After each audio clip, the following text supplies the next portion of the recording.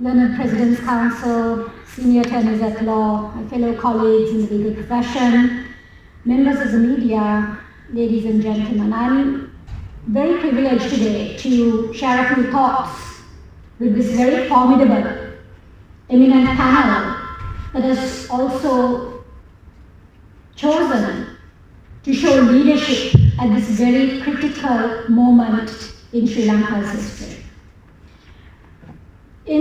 As already mentioned, we know that from time to time, we have seen attacks and attempts to intimidate and to undermine the judiciary in this country, and that the legal profession has stood up and responded in these moments.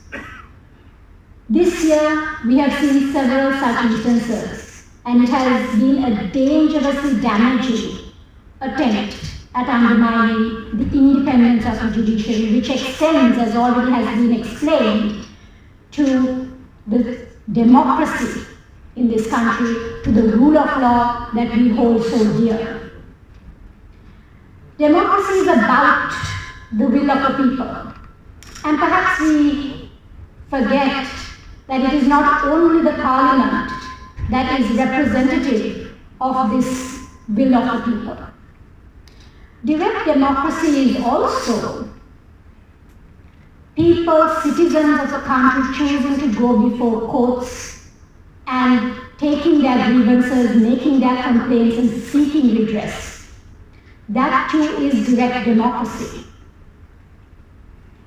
They do so against people who they themselves put in power to ensure that the will of the people, of those that they voted in, is secure, that they are working according to their will. This is not a power that is without limits. This is a power that must be used in line with the aspirations and the concerns of the citizens of this country. The designer of the Constitution, President Jayawardena, in 1978, designed a constitution which actually, I say, disabled some of these avenues of direct democracy. So for example, in Sri Lanka, we don't have post-enactment judicial review, where a citizen can complain about a law that has already been enacted and say this breaches my fundamental rights. The Constitution at the time also brought in the concept of urgent bills, giving only 3 days for the public to review something before it became law.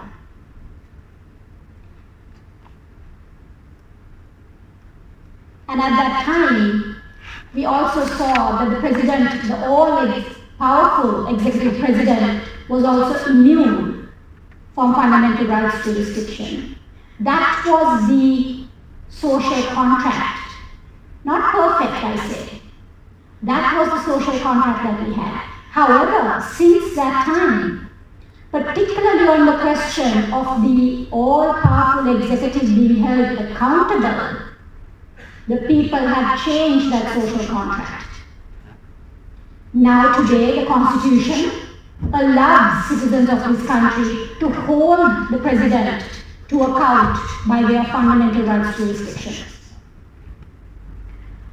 The progressive constitutional amendments today, citizens can, and the courts have recognized that this is something that the citizens have given to themselves. It's a reflection of that sovereignty. In fact, in a Supreme Court determination on the 20th Amendment in 2020, the court said this: the resulting position is that it entrenched and enhanced, speaking about the 19th Amendment and the bringing in of that enrichment of immunity, it entrenched and enhanced the often unpronounced and nuanced right which the people had conferred on themselves under the Constitution, which is the right to redress violations of fundamental rights.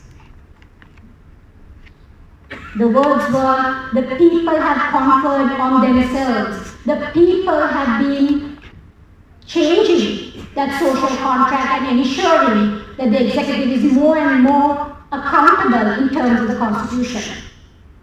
The freedom of expression is another form of direct democracy. So we talk about elections all the time, and we think perhaps that when individuals are voted into power, we can't do anything about that in terms of democracy, so they are voted out again. But there are several avenues by which citizens can express and participate in democracy.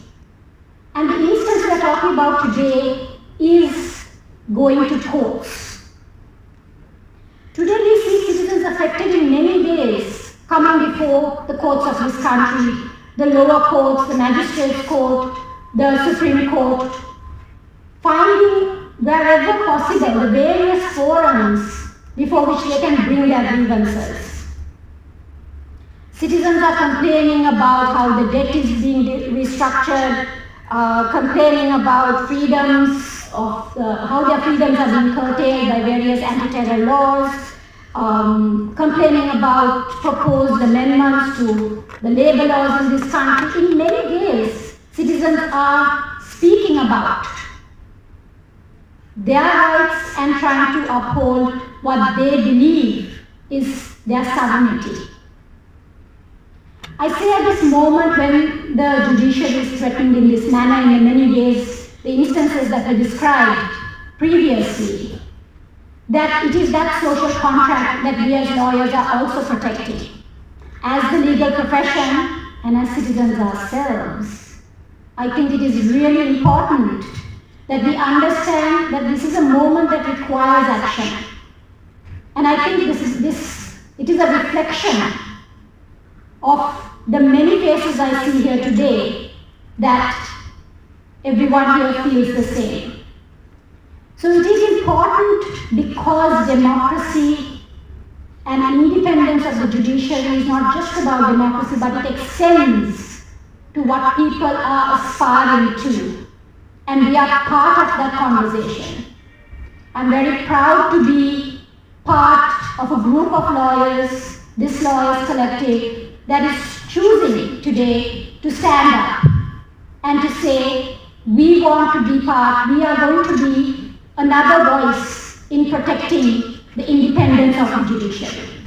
Because that means a lot. It means everything to the citizens of this country. It is an important moment.